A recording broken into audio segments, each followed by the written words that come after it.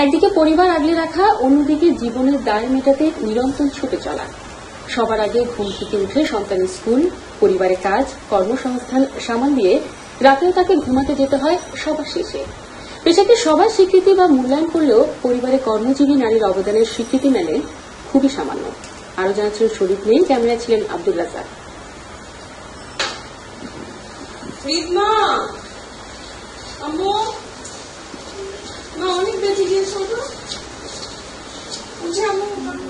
সকালে আর সবাই যখন ঘুমে, তখন রাজিয়া রহমানকে ব্যস্ত সময় কাটাতে হয় সন্তানদের স্কুলে পাঠানোর প্রস্তুতিতে। সকালটা একটু তাড়াহুড়াই থাকে, ওদের 8:45-টার মধ্যে স্কুলে পৌঁছাতে হয়। ওদের আমি 7:30-টার মধ্যে বেরিয়ে যাই। আগের রাতে আমি হয়তো একটা সবজি ডাল এগুলো করে রাখি, কারণ এখন আমি তো খুব বেশি সময়টা পাবো না। সন্তানদের খাইয়ে স্কুলের জন্য তৈরি করতে করতে নিজে খাওয়ার ফুরসত নেই তার।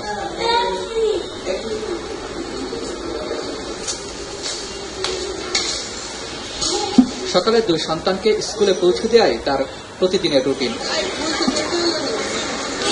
এরপর পরিবারের জন্য দুধ আনতে যাওয়া, বাজার করার মতো কাজ সকালে সারতে হয় ডাক্তার রাজিয়া রহমানকে।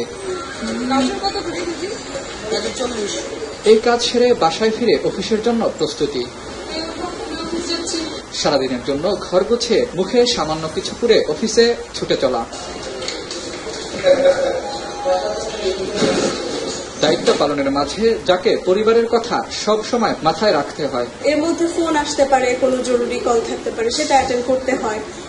তখন যদি কেউ কোনো আমার বাচ্চারা বিপদে পড়তে পারে, আমার মার ফ্যামিলিতে, আমার শ্বশুর বাড়ির ফ্যামিলিতে। বিকেলে সন্তান নিয়ে বাসায় ফেরা আর ব্যস্ততম এই কর্মজীবী মা বললেন এই দিবসটি নিয়ে তার ভাবনার কথা। আমি আজকে মার ভূমিকাটা পালন করছি, জন্মেই আমি মা হয়ে যাইনি, আমাকে অনেকখানি শিখে তারপরে এখন এই ভূমিকাটা রাখতে হচ্ছে। মা ভূমিকাটা রাখছে বলেই পরিবারের অন্যরা এগিয়ে যেতে পারছে, তো এই ভূমিকাটাকে মূল্যায়ন করতে হবে। বিশ্বে বহু কবিতা, গান, উপন্যাস লেখা হয়েছে মায়ের ত্যাগ নিয়ে, তাই মায়ের মর্যাদা প্রতিষ্ঠার কথা বললেন এই কথা সাহিত্যিক। শেক্সপিয়ারের একটা কথা আছে যে আমার মোমবাতি 2 দিক থেকে জ্বলছে।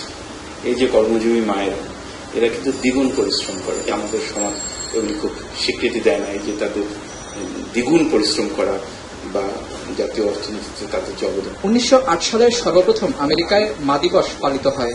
মা দিবসে কর্মজীবী নারীদের অধিকার, পরিবার ও সমাজের প্রতিষ্ঠার আহ্বান জানান এই কথা সাহিত্যিক। শরীফ নের, 21 টেলিভিশন, ঢাকা।